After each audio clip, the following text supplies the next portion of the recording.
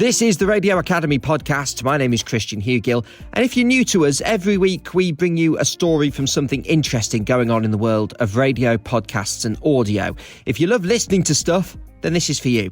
Now, we also hope to teach you something along the way, whether it's how to have a long career on youth music radio with Scott Mills last week, or how to tell unbelievable stories from occasionally traumatic times with the team at the British Forces Broadcasting Service. That one was a few weeks back, and after you've done with this pod, there are loads more to scroll back through. But this week, we are talking about an absolutely key part of radio and an area where I've spent most of my career. The news. Hello, I'm Jackie Leonard and you're listening to the Newsroom from the BBC World Service. Joe Biden has tested positive for COVID-19 for the second time this month. He shared the news on Twitter in a video statement which showed him standing on a White House balcony with his dog Commander at his side.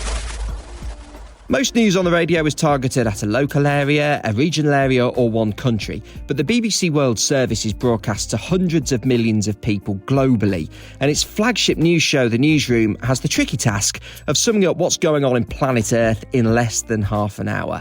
One of its main presenters, Jackie Leonard, is also part of the team which makes the Global News podcast, which has consistently been at the very top of the BBC's most listened to podcasts charts. It is celebrating 15 years on air, so I decided to chat with Jackie about how to make news for the whole world. At the end of the Newsroom, you should know what's going on and why, and, if applicable, what's being done about it. It's half an hour, but basically because of the news bulletin at the top and the various other strictures that we only have 23 minutes to play with. And we want to get a good story count in there, so sort of 7 or 8 stories. So the trick of it is that it has to sound smooth and conversational. There is no time for self-indulgence though, so you've probably got about 2 minutes, tell your piece and you're done. Obviously, the agenda moves around the world depending on where is awake and generating news. But you don't want any one edition to be too focused on only one part of the world. And so you also want to sort of ask yourself when you're looking at what's going to make the programme, would we cover this story about the UK or Europe or the US if it was happening somewhere else? Are we too focused on what is going on our own doorstep, if you like? We should also ask, though, if this thing was happening in London or Berlin, how big a deal would it be? So it's a constant state of trying to ensure a balance of coverage around the world and to not make assumptions about what people care about or what people already know. It's also not just about geopolitics and war and destruction. It's also about science, the environment, arts and sport, animal stories. I'm a big sucker for animal stories, that sort of thing. You want light and shade, a bit of chiaroscuro. And how daunting is it? Because most news programmes have a focus to where they are. You are very much having to cover the entire world. How tricky can that be? It can be very tricky. We are incredibly lucky, of course, because we do have correspondents around the world and we do have the language sections who cover the news in their own languages at different parts of the day, different parts of the world. And they are a brilliant source. They will get in touch with us and say, this is bubbling up and this is going to be a huge deal. We also have the very, very brilliant people at BBC Monitoring. I don't know how well you know BBC Monitoring. They listen to, read, observe news around the world in lots and lots and lots of different languages. And they are really good at saying, okay, well, in China, everybody is talking about this, or in Kazakhstan, this is becoming a big deal. And they are absolutely brilliant at sort of keeping us across what's going on and making sure that we don't become too laser focused on what's happening here, right next door to us. And because of the very nature of the BBC World Service, you are acutely aware that as many of your listeners may be listening in New York or Singapore as they are in London, it is a 24-hour, 7-day-a-week job you have making this programme, isn't it, Jackie? Very much so. Very much so. What's a weekend? I don't know what those are. And is that a challenge? Is that a difficult thing to have to get your head around, in the sense that a 2 o'clock in the morning night shift for you could be a prime time news programme to your listeners? Yes. We are always aware that you shouldn't be making too many time references about yesterday, today, just sort of little linguistic tics like that. But obviously, you know, we are talking to the parts of the world that are awake and listening. So we are, you know, it's never going to be about a nice, soothing late night show, because we can't assume that where people are listening, it's late night. So you have to bring the same energy to programmes wherever they fall in the clock. And the BBC World Service is so unique, isn't it? I am fortunate enough to have done a bit of work on it myself. And we loved having you, Chris. You should come back. Well, that's very kind of you. But I'm not sure the listeners would say the same, but still. But one thing I found fascinating was lines like, well, you need to speak a little bit more slowly than you might normally, because a lot of the people listening might not have English as their first language. There's so many different things to bear in mind Absolutely. when doing a programme for the whole world, isn't there? Absolutely. It's quite interesting, and you sort of get into the habit of doing it over a period of time that sometimes you don't even notice that you're doing it. So, for instance, we would always do everything in metric measurements, for instance, so kilometres, not miles.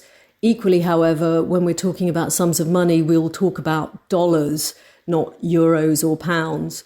And it's just something that you get used to, because it's kind of a benchmark that people around the world will recognise. And yes, we do have to be sure that we're not using colloquialisms and assuming that people know what we mean by particular little phrases or cliches. We should be avoiding cliches anyway, obviously. It must be quite satisfying for you. I mean, one of the things I love most about radio is interaction with the listeners. Well, our listeners, I have to say, are absolutely fantastic. They are such an eclectic bunch, but the thing that they have in common is that they are interested and interesting and thoughtful and funny and appreciative. So I know that lots of people within the media will get interactions from audiences which are sometimes a little hostile, and ours just aren't. They're just nice people, which is lovely. We're kind of in this rather nice little bubble. We do the Global News podcast, as you are aware, and people do email into that a lot. They are quite fun. They will send us, they've sent us limericks. They send us photos of their pets. Hashtag Global News Pets. Do take a look. They are... Hashtag.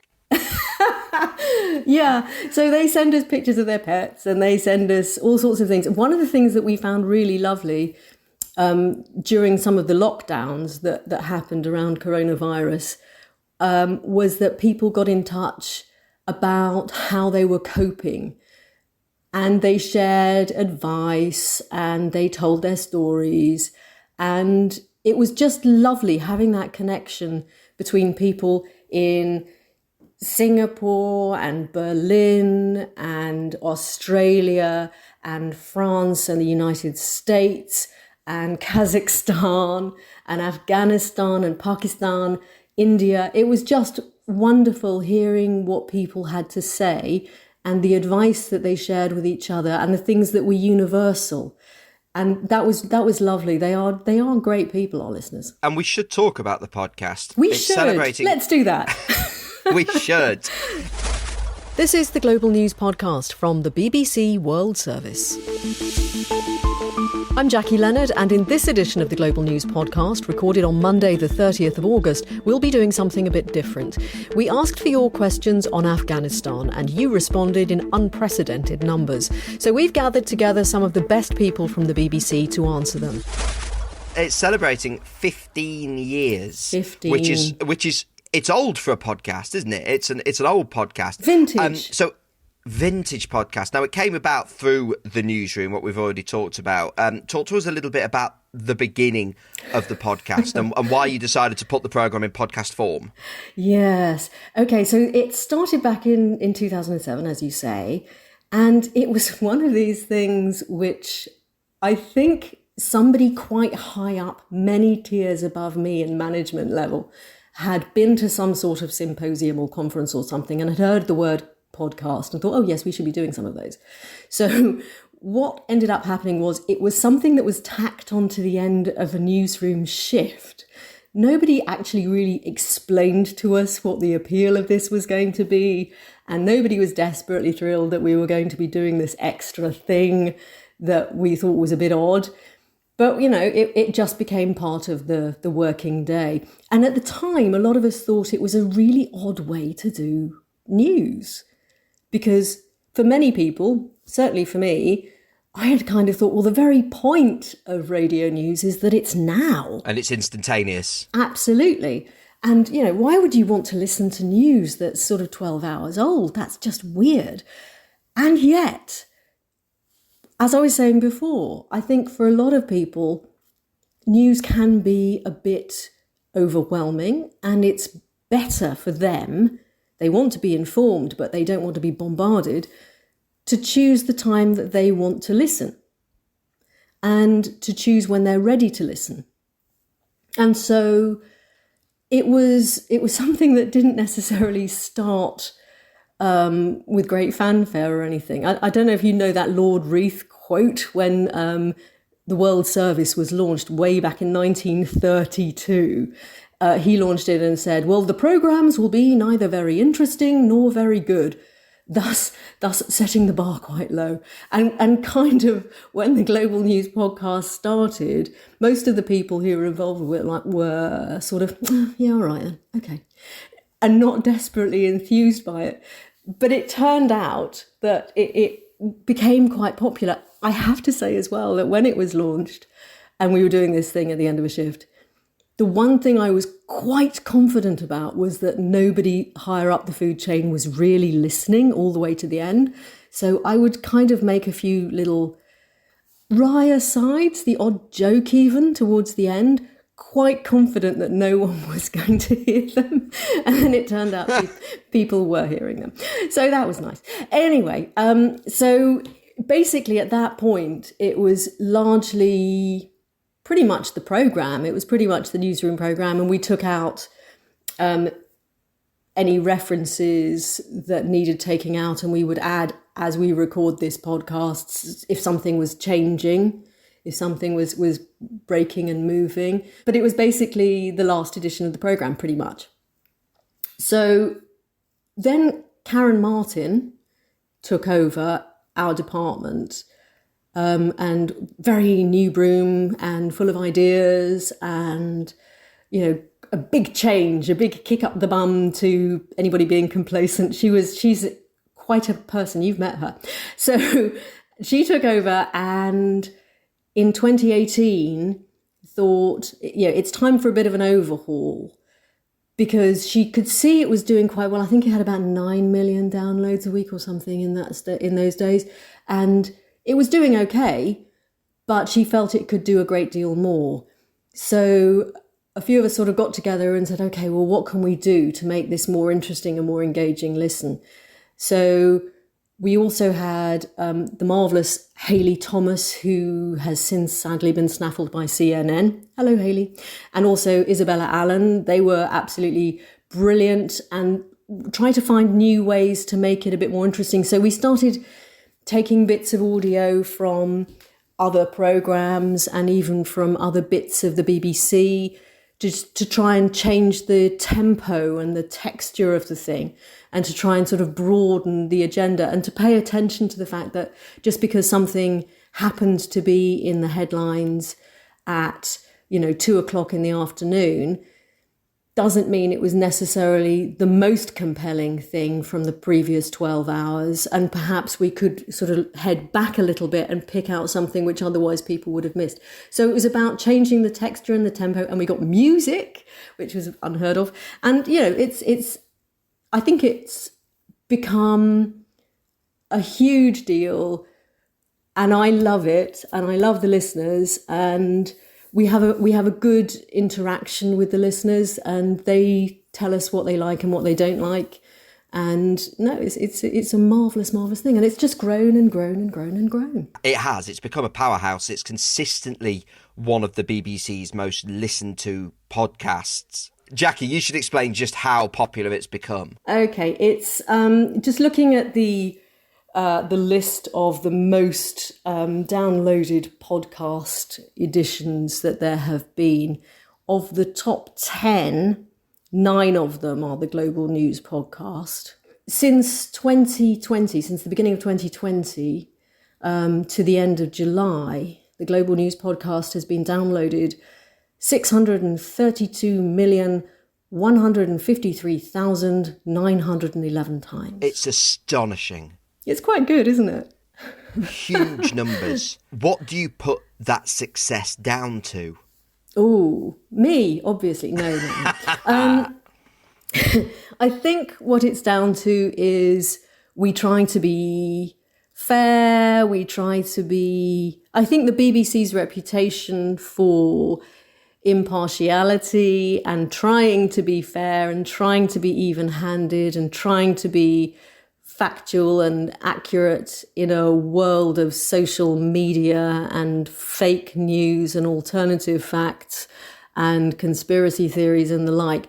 We're sort of a little oasis of 30 minutes a day, twice a day during the week, once a day at weekends, where we try to give a picture of how the world is looking, from the dark parts of it to the more inspiring things, to the more uplifting stories as well. We try to have, as I was saying before, we try to have light and shade, and we try to recognise the things that our listeners are interested in and also the things that they don't know they're interested in yet.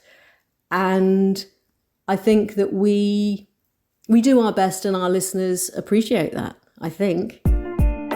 I think they do, Jackie. Thank you so much to Jackie Leonard. And just search Global News Podcast wherever you get your podcast from to learn something new about what's going on in the world. Next week, we're talking about how to take a radio show on the road, a tricky challenge in itself, particularly when your presenters are not just successful breakfast show hosts, but also part of one of the biggest dance acts in the world. That is next week. I'm looking forward to chatting to you then. Bye for now.